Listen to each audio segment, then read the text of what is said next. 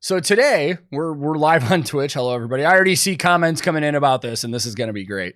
I saw this headline pop up in my news this morning when I was looking at music news. I haven't read this article yet, but right away I saw the headline and I'm like, this is going to be the dumbest, most fucking gatekeepy boomer ass shit I've ever heard. I have a feeling it's going to be, but let's check out this article and see what it says, because there is a German metal festival that has banned bands using backing tracks. It looks like the name of the festival is No Playback Festival. So my question right away was, did they book the festival and then tell bands that they can't use backing tracks? But it does not appear that way. It appears that this is an actual festival that has established itself to only book bands that use no playback tracks. And we've talked about playback tracks on this channel a lot. A lot of you guys are familiar at this point. With modern times and modern technology, 90% of bands use backing tracks. A lot of people confuse that with lip syncing and like faking and stuff. It's not what playback tracks are. Playback tracks provide a click track to the band for their in-ears to play on time with everything. You can sync up your lighting show to your tracks. You can sync up your effects changes for your guitars. A lot of stuff goes into it. And a lot of times playback tracks are just for instruments that like aren't on stage, that can't be replicated live without like a full orchestra or something. You know, imagine Nightwish or Winter Sun or Lorna Shore, or like with no tracks, you'd have none of the symphonic stuff, none of the added stuff. It would be lame. So a lot of bands use backing tracks now. I personally have absolutely no problem with it, because I've used tracks on the road as a roadie. I know how they're meant to be used. It's not a big fucking deal. But to some people, Sebastian Bach and Eddie Trunk, it is a big deal. A lot of old school metalheads claim that anybody that uses tracks are cheaters. They're not real musicians. So the article, let's start out here. The use of backing tracks has been one of metal's hot topics for years, with pre-recorded music during shows dividing fans and musicians into those who think it's the devil's work and those who think that it's the 21st century and this is what bands do. I mean, if we think tracks are bad, what about effects on vocals? What about reverb, delay? What about amplifiers and effects on guitars? Like, how far are we going to take this? You know, like, when is the argument going to start that, oh, these guys can't do it without reverb and distortion on their guitars? They're not real musicians. Old man shouts at cloud. You know, one metal festival in Germany. Where else? I like that the article specifically says where else. One metal festival in Deutschland. Where else? Has come decisively down in the former camp. The self-explanatory No Playback Festival, featuring 12 bands, including ex-Manowar guitarist Ross the Boss, Raven, and U.S. speed metal veterans Vicious Rumors, promises the backing tracks are completely and utterly verboten. Thank you. I was going to say that's got to be a German word. That's got to be a German word that they threw in there. And according to chat, it is. Verboten, German for forbidden. A message on the festival's website, translated by Loudwire, proclaims that the event will be the real live experience. International top bands of the rock and metal scene who still embody the spirit of rock and roll. That's what the No Playback Festival stands for. Dude, this festival is going to have like 1,000 people at it, and it's all going to be old fucking dudes wearing battle vests, just fucking standing there like this the whole time. That's all that's going to be. I guarantee it. Like, man, bro, I saw Manowar back in 1982. Nothing's ever better than that, man. Music isn't the same. Dumb Cop Fest. I understand that one. In 2022, Falling in Reverse frontman Ronnie Radke, or as Justin Hawkins, when he did this, it was Ronnie Radke. Falling in Reverse frontman Ronnie Radke got into a row with US DJ Eddie Trunk and former Skid Row singer Sebastian Bach after Radke's band were forced to pull out of a festival after misplacing a laptop containing pre-recorded music for their set. Radke called Trunk a literal moron and Bach rude for criticizing the use of backing tracks, going on to label the pair fucking dinosaurs. Let's not forget that they got to a point where they were physically threatening each other on Twitch too. That was a thing. Kiss and Motley Crue have both been criticized for allegedly using pre-recorded music in recent live shows, though the practice has its defenders. Not least Fozzie's Chris Jericho, who told the Talkin' Rock with Meltdown podcast that it's just the way the world right now. The No Playback Festival takes place at the, I'm not going to pronounce that, Remchingen, Germany, Deutschland, on April 28th and 2. April 28th and 2023. Are there no editors at these outlets anymore? I swear to God, every music outlet that I read now has like typos and crazy shit everywhere. Like nobody checks these. I assume it's April 29th. All right, let's look at this. Let's look at this lineup. Ross the Boss. I wouldn't have known that Ross the Boss was from Manowar if the article didn't say it. Raven. Not familiar. Vicious Rumors. Not familiar. Holy Moses. It also says for the last time.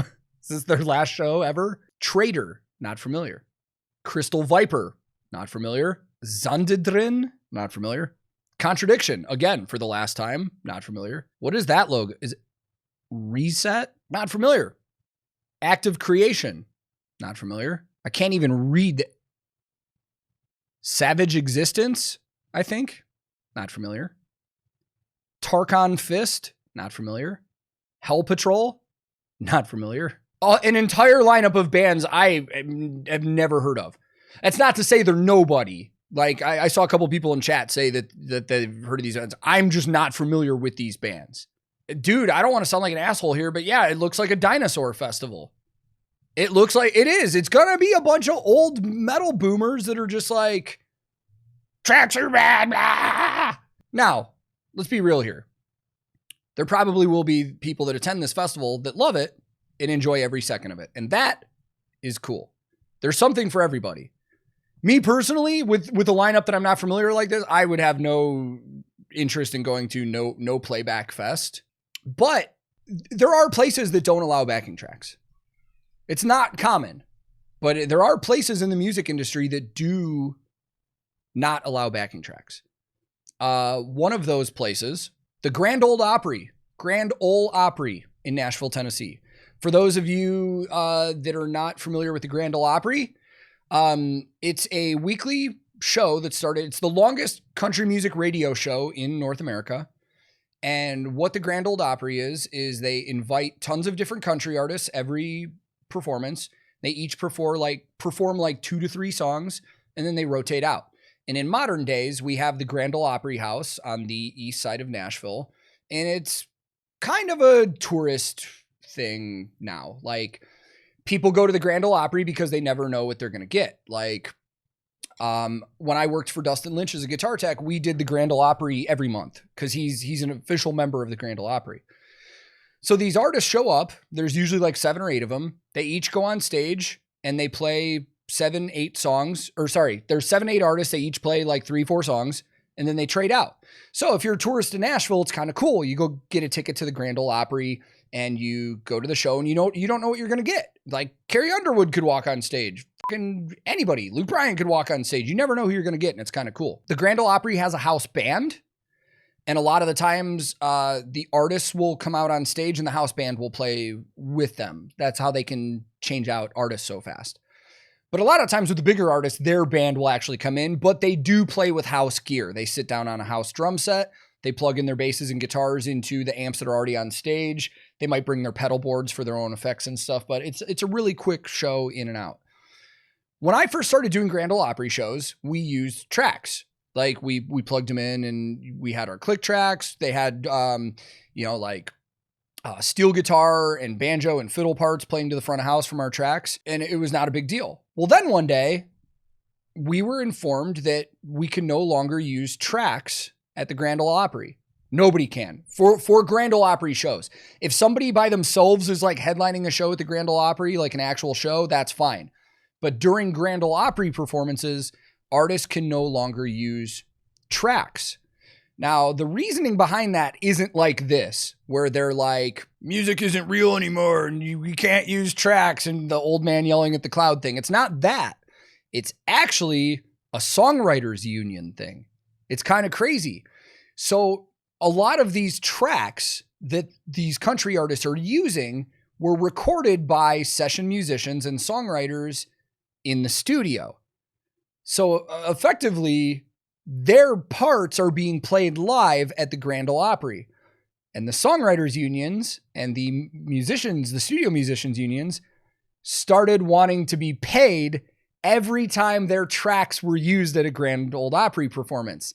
So Opry, not wanting to deal with any of that, was just like, hey, artists, you can't use tracks anymore because we don't want to deal with any of this. So that's more to do with royalty money than anything. They don't want bands using tracks because they don't want to have to pay out royalties to the songwriters and the musicians that are on those tracks.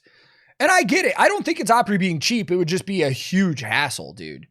Because dude, even if Dustin went up there and played 4 songs and was using tracks, even if it was just steel guitar and banjo and fiddle, I mean, there's a possibility of having 12 different musicians that performed those tracks in the studio that they have to get royalty money to and stuff like that. So they just didn't want to have to deal with any of that, man. And I don't know if this is a thing anymore, but I do know that back in the day, when I was still in the local band scene in Chicago, there was some of that going on at Live Nation venues. So if your band covered a song at a Live Nation venue, you would have to pay royalties for covering that song. That's crazy. I don't know how that would work for a cover band that's doing nothing but covers, but I do know that there was something that came up where a signed band who had a legit recorded cover of another song didn't play that song that night because they didn't want to have to deal with the paperwork or the royalties dealing with Live Nation of performing that song at House of Blues. So they just didn't. Razel said, I'm slightly aware of this as Old School Nerd mentioned his theory that Taylor Swift uses CD audio for live concerts. Well, I mean, that's pretty much what backing tracks are. Backing tracks are the actual stems that have been recorded in a studio session for that album that they bounce onto the Pro Tools rig for live. And that's what's being played back. There are rare situations where bands will re-record tracks to use them for live things and stuff like that. So it sounds more live, but yeah, most of the times they just take those actual recorded stems and put them in the tracks. So technically it is CD audio. Speaking of CD audio, what is really funny though, one thing I saw once that blew my absolute mind, when I was working for Pat Benatar, we did a big radio festival at the Irvine Amphitheater in California. And it was Joe Walsh headlined, Pat Benatar was direct support, Toto opened before Pat Benatar. But before Toto was MC Hammer. MC Hammer didn't have a track rig. This dude had a Sony Discman with his CD in it.